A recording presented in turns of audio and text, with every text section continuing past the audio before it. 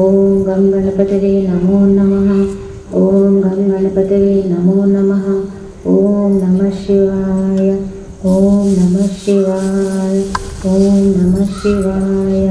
Yeah దేవీ సర్వభూతేషు మాతృరూపేణ సంస్థితా నమస్తస్యై నమస్తస్యై నమస్తస్యై నమో నమః.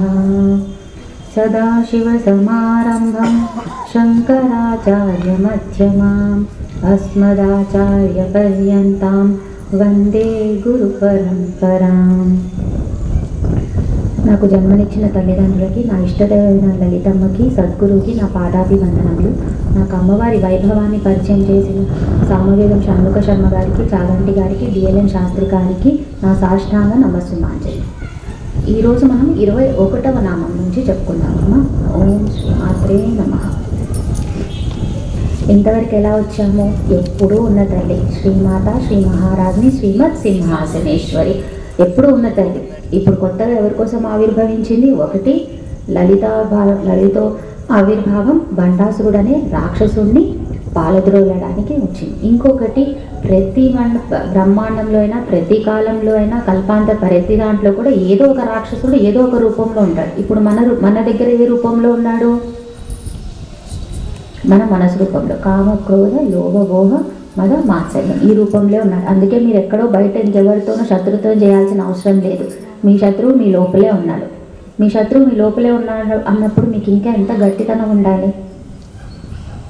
కాబట్టి దానికోసమే మనం ఇవన్నీ కూడా సరే. శ్రీమాత, శ్రీ మహారాజ్ని, శ్రీమత్ సింహాసనేశ్వరి, చిదగ్నికుండ సంబుద్ధ దేవకార్య సముద్యత. సో అమ్మవారు ఎలా వచ్చారు? చిదగ్ని నుంచి వచ్చారు. 4 చేతులతో వచ్చారు. ఏం పట్టుకున్నారు?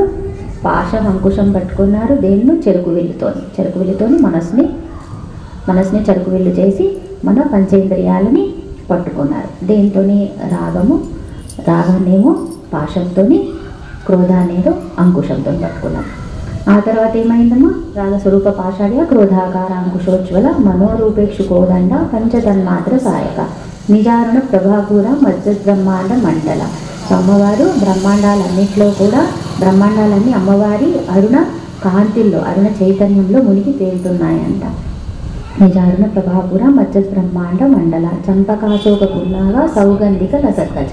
ఇంకా అమ్మవారి నామాలు, ఇంకా అంటే అమ్మవారి రూపాన్ని మనం వర్ణించడం మొదలుపెట్టాం. సో అమ్మవారు ఏం పెట్టుకున్నారు? దైవీ పూలు పెట్టుకున్నారు. అంటే మామూలుగానే అవి దైవీ పూలు, కానీ అవి కూడా అమ్మవారి కుచ్చులోకి, అంటే అమ్మవారి జడలోకి వెళ్ళాలని అవి కూడా చాలా ఆతృతగా ఉన్నాయన్నమాట. అంటే అమ్మవారి జడ ఎంత మృదుత్వంగా, ఎంత సువాసన భరితంగా ఉండొచ్చు అది చెప్పుకున్నాం. ఆ తర్వాత జుట్టుముడి తర్వాత ఏం చెప్పుకున్నాము?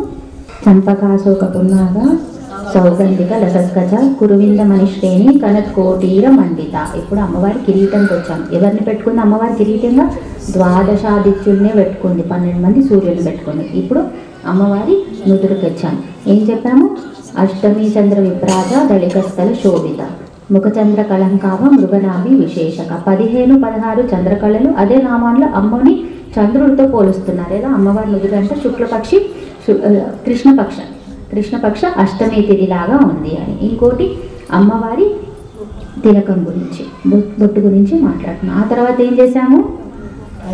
కనుబొమ్మలకి వచ్చాం. అమ్మవారి కనుబొమ్మలు ఎలా ఉన్నాయి? నిత్య తోరణాలు అన్నమాట. ఆ తర్వాత ఎలా వచ్చాం? అమ్మవారి కళ్ళ దగ్గరకు వచ్చాము. ఎలా ఉన్నాయి అమ్మవారి కళ్ళు? మీనాల్లాగా ఉన్నాయండి. అమ్మవారి చైతన్యంలో అవి మీనాల్లాగా, సముద్రంలో చేపలు ఎలా ఉంటాయో అమ్మవారి చైతన్యంలో ఈ 2 కళ్ళు అంటే సూర్యచంద్రుడు మనం.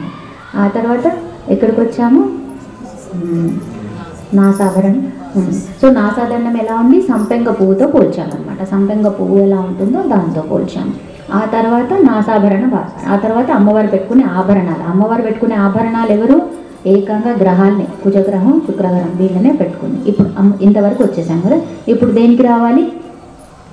ముక్క అయిపోయింది. ఇంకా చెవుల మీద చెవు దగ్గర. సో కదంబ మంజరీ క్లుప్త కర్ణపూర మనోహర. కదంబం అంటే అదొక పువ్వు అమ్మ, కదంబ పువ్వు ఐడియా ఉంది కదా. సో అది దైవీ పువ్వు, అది దేవతా వృక్షం అనమాట. దేవతా వృక్షం అంటే ఏంటి? దేవుళ్ళు అంటే ఎవరు అసలు? ఎవరైతే నీకు మంచి చేస్తారో వాళ్ళు దేవుళ్ళు. రాక్షసులు అంటే ఏంటి? చెడు చేసేవాళ్ళు. ఇదే తేడా. దేవత, రాక్షసు. నువ్వు కూడా ఎలా అవుతావు? ఇదవుతావు, అదవుతావు. సో ఇది దైవికమైన లక్షణాలు కదా. అంటే ఈ కదంబ వృక్షం దగ్గర ఎవరైనా కొద్దిసేపు కూర్చున్నా కానీ ఉన్నా కానీ మీకు లేని రోగాలు ఏదైనా బాధని హరించగలుగుతాయి. బికాజ్ వాళ్ళకి బాగా పాజిటివ్ ఎనర్జీ ఉంటుంది, ధనాత్మక శక్తి ఎక్కువ ఉంటుంది.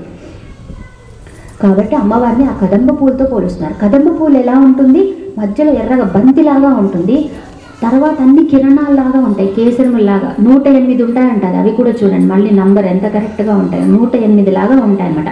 వాటిని అమ్మవారు గుత్తిలాగా, ఒకటి కాదు ఒక్కటి పుష్ప గుత్తిలాగా ఇక్కడ పెట్టుకుందన్నమాట చెవి పైన అమ్మవారు.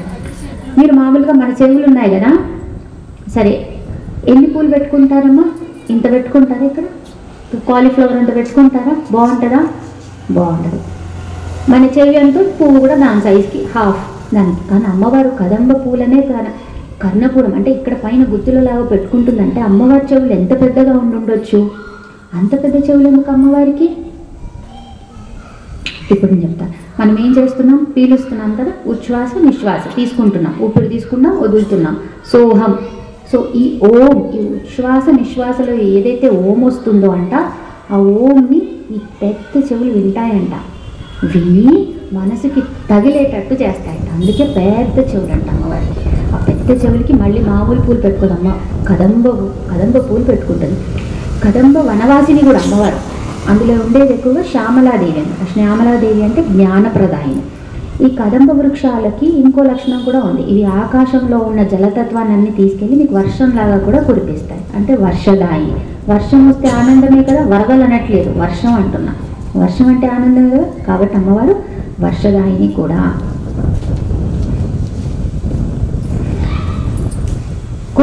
కొన్ని సిద్ధులు ఉంటారు కదా, సిద్ధులు మహాపురుషులు ఉంటారు కదా, వీళ్ళు మామూలుగా వాళ్ళు ఏదైతే తపశక్తి అంతా ఉంటుందో ఒక్కోసారి ఎవరికి ఇవ్వకుండా అలాగే వాళ్ళు వాళ్ళ శరీరాన్ని త్యజిస్తారు కదా. మరి ఎలా, అంత కష్టపడ్డారే, ఇప్పుడు వాళ్ళకి అంత నాలెడ్జ్ ఉంది, మరి అది ఎలా? వాళ్ళు ఏం చేస్తారు తెలుసా, కరెక్ట్ ఎవరైతే సరైన మనిషి దొరకలేదు చెప్పాలి, వీళ్ళు లేరు కరెక్ట్ అంటే ఏం చేస్తారు తెలుసా, వాళ్ళ శక్తిని వాళ్ళు ఏ చెట్టు కింద అయితే కూర్చున్నారో అక్కడ చెట్లలోకి నిక్షిప్తం చేస్తారు, వాళ్ళ శక్తిని గుహల్లో నిక్షిప్తం చేస్తారు, రాళ్ళల్లో చేస్తారు. అందుకే మీకు అంటారు మెడిటేషన్ ఆ గుహలోకి వెళ్ళని మీకు అనిపిస్తే అక్కడ వెళ్ళి చేస్తే ఎందుకు బాగా ఉంది అని.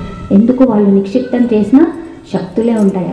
అలా ఈ కదంబ వనవాసిని కదంబ వృక్షం దగ్గర కూడా మీకు అలాంటి సిద్ధులు శక్తిని పెడతారంట, వాళ్ళ దైవత్వాన్ని. అందుకే మీరు ఆ చెట్టు దగ్గరికి మీకేదో ఇబ్బంది వచ్చినా అక్కడికి వెళ్ళి కూర్చుంటే చాలు, కొద్దిసేపు మీకు అమ్మవారు ఏ ఇబ్బంది ఉందో ఏదైనా తొలగిస్తుంది. సో ఇలా అమ్మవారు కదంబ వనవాసిని కదంబ పూలను పెట్టుకుంటుంది, మీకు మంచి చేస్తుంది. ఇన్ని ఉన్నాయి. ఇప్పుడు మనం 22వ నామం దగ్గరకు వస్తాం. 22వ నామం ఏంటి? తాటంక యుగళీభూత తపోనోడుక మండల. తాటంకములు అంటే చెవి కమ్మలు, యుగళి అంటే యుగల గీతం అంటారు కదా, ఏదైతే జంటగా పాడతారో దాన్ని యుగళి అంటారు. భూత అంటే ఒక రూపం తీసుకుంది. ఏంటంటే తపోనోడుప మండల. తపోనోడుప మండల, తపం అంటే సూర్యుడు, ఓడుప అంటే చంద్రుడు. అమ్మవారు ఎవరిని పెట్టుకుంది? చెవి కమ్మల్లాగా. ఏదమ్మా మీరు బాగా వెయిట్ పెట్టిన కమ్మలు ఏవి చూపించండి, 1 కేజీనా, ఎంత గ్రామ్ ఎంత పెట్టుకోండి, పెట్టుకోలేదు, మీ చెవులు విరిగిపోతాయి. కానీ అమ్మ ఒక చెవికి సూర్యుడిని ఒక చెవికి చంద్రుడిని పెట్టుకుందంటే ఆ విరాట్ స్వరూపం ఎలా ఉండొచ్చు.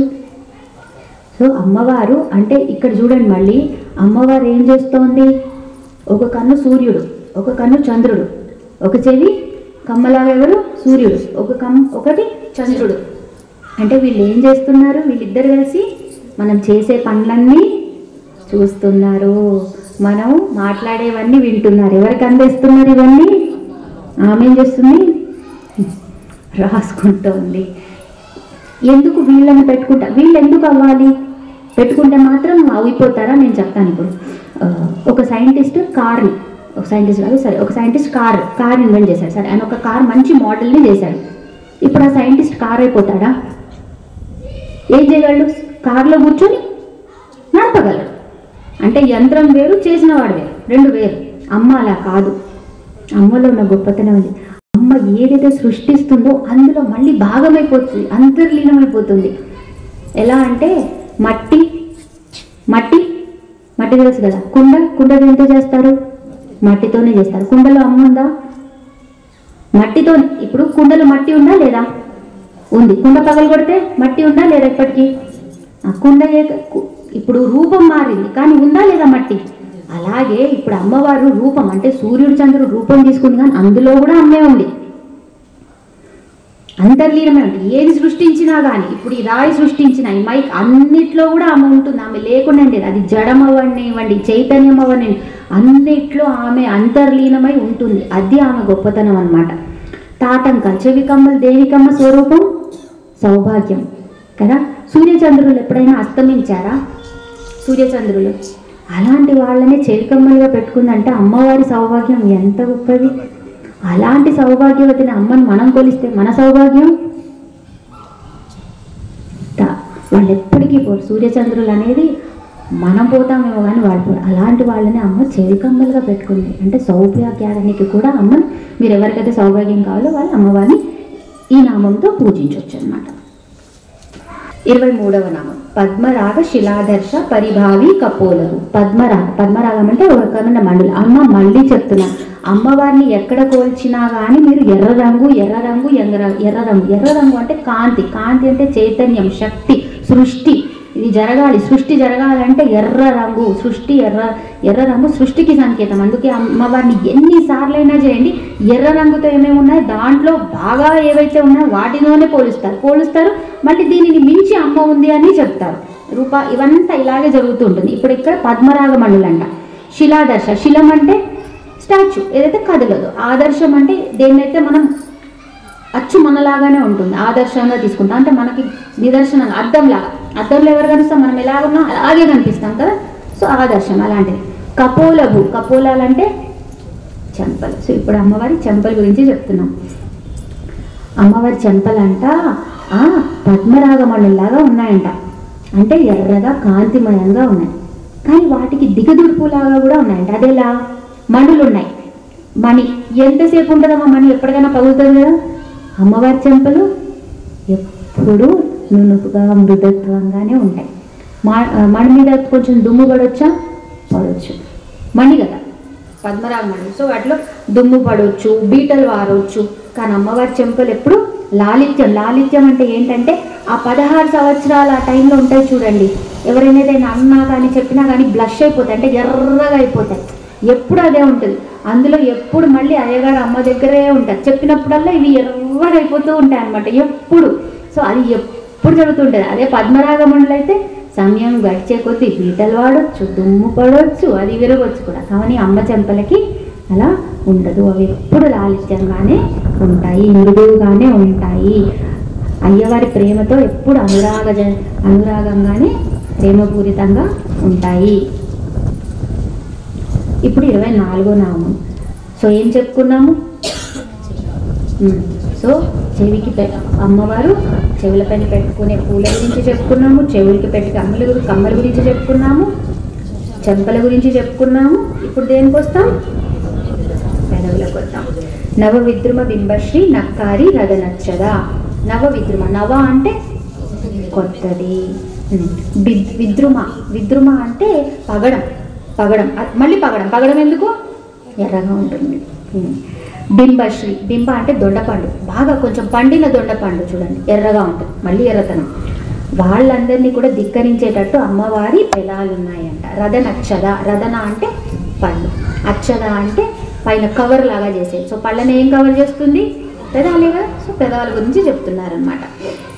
ఇప్పుడు పగడం చూద్దాం. పగడానికి ఏం లక్షణం ఉంటుంది? సేమ్ పగలొచ్చు, బీటలు వారవచ్చు, గీతలు పడవచ్చు. ఎందుకంటే సానబెడతాం కదా పగడాన్ని, బాగా సానబెట్టాలి అది రావాలంటే, కాంతి రావాలంటే. కానీ అమ్మవారికి అలా చేయాల్సిన సహజంగానే ఉంటుంది అమ్మవారికి. సో ఇదేం చేస్తాం మనం? ఇలా రాస్తాం కాబట్టి కరుకుతనం వస్తుంది. సో అమ్మవారికి అలా రాయడం అవసరమే లేదు, అది ఎప్పుడు లాలిత్యంగా మృదువుగానే ఉంటుంది. ఇప్పుడు కింది పదవి ఎలా? దొండపండులా ఉంటుంది. దొండపండు ఎప్పుడైనా చూసారా? బాగా పండితే ఎలా ఉంటుంది? ప్లాస్టిక్ అయిపోతుంది, గుజ్జుగా వస్తుంది, కట్ చేయలేము కూడా దొండపండు బాగా పండిన తర్వాత. కానీ అమ్మవారి పెదాలు అలా కాదు, అవి ఎప్పుడు ఎర్రగానే ఉంటాయి. అండ్ అలా గుజ్జులాగా అయిపోయి ఎండిపోయినట్టుండవు. అంటే ఎందుకు ఈ పెదాలు ఎందుకు ఎర్రగా ఎర్ర ఎందుకు చెప్తున్నామంటే ఇవి సృష్టికి నిదర్శనం. ఎర్రదనం అనేది సృష్టి, అంటే అమ్మవారి సృష్టి ఎప్పుడు అలాగే జరుగుతూ ఉంటుంది అనమాట. నిరాపమానంగా ఆగడము మళ్ళీ మారడం అనేది ఉండదు. సో అమ్మవారి ఇక్కడ ఆ స్థితిని స్థాపకత్వం చేయడానికి నిదర్శనంగా అమ్మవారి పెదాలని చెప్పుకోవచ్చు. ఇప్పుడు మనం లాస్ట్ నామం శుద్ధ విద్యాంకురాకార ద్విజపంక్తి ద్వయోజ్వల. శుద్ధ విద్యాంకురాకార, శుద్ధ విద్య అంకురాకార, ఏదో అంకురం ఆకారం. ద్విజ పంక్తి ద్వయోజ్వల, ద్విజ పంక్తి, ద్విజ అంటే రెండు, ద్విజులు రెండు, పంక్తి ద్వయో, ద్వయం అంటే ఇక్కడ కూడా మళ్ళీ రెండు, ఉజ్వల ఏదో మెరుస్తుంది. సో అమ్మవారి ఇప్పుడు దేని గురించి మాట్లాడుతున్నాం మనం? ద్విజ పంక్తి. రెండు పంక్తుల్లో ఉండేది ఏంటి? పెదాలైతే అయిపోయినాయి, ఇంకొకటి ఏముండాలి అలా అయితే అలా పంక్తుల్లో ఉండేది? సో ఇప్పుడు అమ్మవారి దంతాల గురించి మాట్లాడుతున్నాం. వీళ్ళని ద్వయ, పంక్తి ద్వయ, సో రెండు వరుసల్లో ఉన్నాయి. ద్విజ, ద్విజ అంటే దంతం సరిపోతుందా? ద్విజ అంటే ఎవరు? ఎవరికైతే రెండు జన్మలు ఉన్నాయి. రెండు జన్మలు ఉంటాయా? ఎందుకు? ఎవరికి ఉంటాయి? పళ్ళకి. పళ్ళకి రెండు జన్మలు ఉంటాయి. ఇలా ఫస్ట్ పాల పళ్ళు ఉంటాయి కదా, అవి పడిపోయిన తర్వాత శాశ్వత పళ్ళు వస్తాయి. అలాగే ఇంకోళ్ళు ఎవరు? ద్విజులు, పక్షులు కూడా ఫస్ట్ గుడ్లు పెడతాయి, ఆ తర్వాత గుడ్డు పగిలిన తర్వాత ఆ తర్వాత బిడ్డ బయటకు వస్తుంది, వాళ్ళని ద్విజులు అంటారు. ఇంకా ఎవరిని అంటారు ద్విజులు? బ్రాహ్మణులను కూడా ద్విజులు అంటారు. ఎప్పుడైతే ఉపనయం అవుతుంది కదా అప్పుడు ఉపాసకులకు వాళ్ళకి ఇంకో పేరు ఇవ్వబడుతుంది, వాళ్ళని కూడా ద్విజులనే అంటారు అన్నమాట. సో ఈ అర్థం, బాహ్య అర్థం ఏమో దంతాలే, లోపల నుంచి అర్థం ఎవరికి ఉద్దేశించి చెప్తోంది? ఇది బ్రాహ్మణులు ఉపాసకులను ఉద్దేశించి చెప్తోంది అనమాట. సో ఈ శుద్ధ విద్య అంటే ఏంటి? శుద్ధ విద్య అంటే బ్రహ్మ విద్య, అంటే నువ్వు నేను వేరు కాదు అని ఏదైతే విద్య చెప్తుందో అది శుద్ధ విద్య, అది బ్రహ్మ విద్య అంట. సో అలాంటి విద్య అంట ఎలా ఉంది? అమ్మవారి దంతాల్లాగా చిన్న చిన్నగా అంకురాలు. అంకురం అంటే ఏంటి? బీజం. చిన్న చిన్నగా ఉంటాయి కదా, ఎందుకు చిన్న చిన్నగా ఉంటాయి బీజాలు? అలా అమ్మవారి దంతాలన్నీ బీజాల్లాగా చిన్న చిన్నగా ఉన్నాయంట విద్యకి సంకేతంగా. సో అలా చెప్తున్నా. ఇప్పుడు అంకురం సరే, మీకు ఇప్పుడు ఎన్ని, ఇప్పుడు చూద్దాం ఈ నంబర్లన్నీ ఎలా ఉన్నాయో చెప్తున్నాము. దంతాలు ఎన్ని? 32. మాతృకా వర్ణములు అని, మాతృకా వర్ణములు అంటే ఏంటి? ఆ ఈ, నేను అని లేదు, ఆ ఈ, మిగతావన్నీ దాని ఎలాబరేషన్ అంటే ముందుకు సాగదీయడము, రెండు కలిపి ఆ ప్లస్ ఈ కలిస్తే ఏ, ఇలా ఉంటాయి. సో నిజమైన మాతృకా వర్ణాలేని 32. సో 32 పళ్ళు 32 మాతృకా వర్ణాలకు సరిపోయాయా అంటే ఒక్కొక్క దంతం అమ్మవారి ఒక్కొక్క రూపం అన్నమాట. ఎందుకంటే అమ్మవారు మాతృకా వర్ణ రూపిణి కూడా, అక్షరాలే అమ్మవారు. అందుకే అంటారు ఏమ్మా ఇష్టం వచ్చినట్టు మాట్లాడొద్దు, ఏది పడితే అది మాట్లాడొద్దు, ఎందుకంటే మీరు అమ్మవారి పాజిటివ్ ఎనర్జీని నెగిటివ్ ఎనర్జీ వైపు తీసుకెళ్తున్నారు. అందుకే అంటారు మన చిన్నప్పటి నుంచి ఎందుకు చెప్తారు అంటే ఎలా పడితే అలా మాట్లాడొద్దు అంటే మనం ఇచ్చాం అలా అమ్మవారిని మాతృకా వర్ణ రూపిణి, అక్షరాలే అమ్మవారు. సో 32 అలా వచ్చాయి కదా. ఇప్పుడు 32 పళ్ళు ఎన్ని వరుసల్లో ఉన్నాయి? 2 వరుసలు. ఒక వరుసకి ఎంత? 16. సరే, ఇప్పుడు 16 అంటే అచ్చులు తెలుసా ఎన్నో? అచ్చులు, అచ్చులు అంటే అ ఆ ఈ ఉ ఊ, ఇవన్నీ 16 అచ్చులు. ఎప్పుడు అమ్మకి ప్రతీకం, హల్లులు శివుడికి. క అనండి, క అనండి, క ఎంత కష్టం అవుతుంది, క అనండి, క. సో అచ్చు కలిస్తే కానీ ప్రాణం రాదు అక్కకి. సో శివుడికి అమ్మ కలవాల్సిందే, అంటే అచ్చుకి హల్లుకి అచ్చు కలిస్తేనే మీకు దాని ప్రాణం వస్తుంది. సో అమ్మ ప్రాణశక్తి అనమాట. ఆ 16 అచ్చులకి ఏం కాదు కానీ సంస్కృతంలో వాటిని ప్రాణములు అంటారు. సో అమ్మవారి ఇప్పుడు అలా కూడా సరిపోయిందా? సరిపోయింది. షోడశి అంటే షోడశి విద్య అని ఉంటుంది అమ్మవారి, అది కూడా 16 బీజాక్షరాల విద్య, అక్కడ కూడా సరిపోయింది. ఇప్పుడు 16 ఇంకా తగ్గిద్దాం. 16కి కుదించండి బయట 8. ఇక్కడ ఏమైనా దంత వైద్యులు ఉంటే అర్థమవుతుంది. పళ్ళెన్ని? 32 కదా, 16 వరుసలు. ఇటువైపు ఇటువైపు ఇటువైపు ఇటువైపు కరెక్ట్గా సమానంగా ఉంటాయి, 8 8 లాగా అలాగే కరెక్ట్గా ఉంటాయి. ఇప్పుడు అమ్మవారిది కూడా అనుష్ఠుప్ ఛందస్ అంటారు, అమ్మవారిది అనుష్ఠుప్ ఛందస్ అంటారు. అక్కడ కూడా అమ్మవారికి 4 పాదాలు ఉంటాయి, 1 2 3 4. ఒక్కొక్క పాదంలో 8 అక్షరాలు. 8 అక్షరాలు, 8 + 8 ఎంత అయ్యాయి? 16. 8 + 8 16. అంటే మనం ఇప్పుడు రాసుకునే అన్నీ కూడా దానికే సరిపోతున్నాయి, అన్నీ 16 ఉంటాయి. ఒక పాదంలో మొత్తం కలిపితే మళ్ళీ మీకు 16 వస్తాయి అన్నమాట. ఇప్పుడు 8 మళ్ళీ కుదించండి, బై 2 చేయండి, ఎందుకంటే 2 వరుసలు కదా. So 2 by 2. ఇప్పుడు 2 చేయండి, 4. 4 ఏంటి? 4. సరే, 4 దంతాలే డివిజన్ చేశాను. ఆ తర్వాత మీకు తెలుసా నేను వాక్కు 4 లాగా వస్తుంది, 4 దశల్లో వస్తుందని ఎప్పుడైనా చెప్పాను, ఐడియా ఉందా?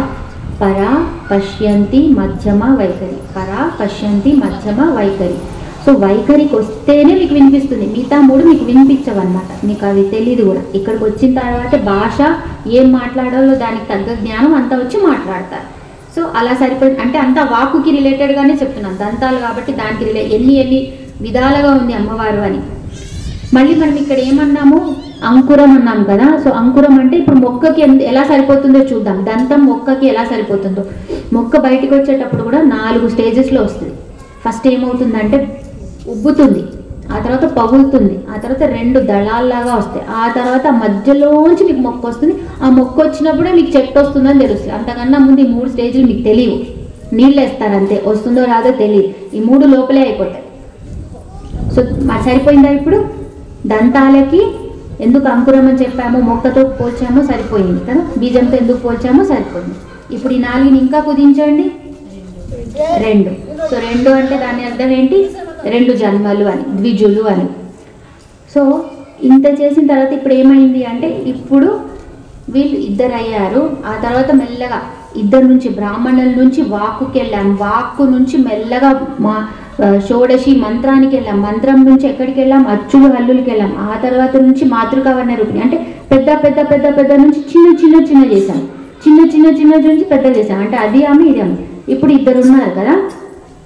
ఇప్పుడు దీని మధ్యలో మీరు ఒక దానిమ్మ గింజ పెట్టండి. పళ్ళని ఏమాత్రం కలపదు, పై వరుస కింద వరుస. కొరకండి, తినండి. తినగలరా? తినలేరు.